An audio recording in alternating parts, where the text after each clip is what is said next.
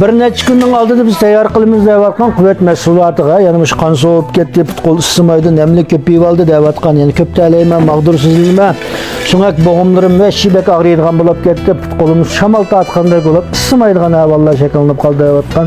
Har qanday yoshliklarimizga nihoyat yaxshi bo'lib qildigan holatda mana shu ko'rayotgan o'xshash so'ylab misri, undan keyin papinde, joyuz, basbasi, zanjibil, oq bahman, qizil bahman, shaqoqul degandek shunda issiq tarafdordiki, lekin badanning qurug'isini oshirib qo'ymaydigan, umum badanning immunitet kuchini tanshab turadigan holat qilib, bu shunda oziqlik material, ya'ni shu ximir holat qilib mahsulot tayyorlamoqchi bo'layotimiz. Shunda mahsulotga ehtiyojim borda, men shu o'zingiz tayyorligini iste'mol qilsam bo'ladi deyotgan do'stlarimiz bo'lib qolsanglar, oldin aloqalashsanglar bo'ladi.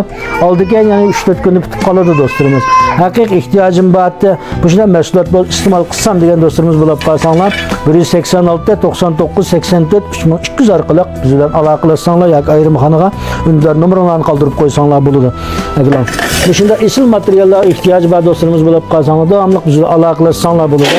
O'sha do'konda materiallarimizning turlari nihoyat to'liq holatda eng birinchi xilni, eng birinchi qo'l holatda eng muvofiq bor ta'minlashga tirishimiz.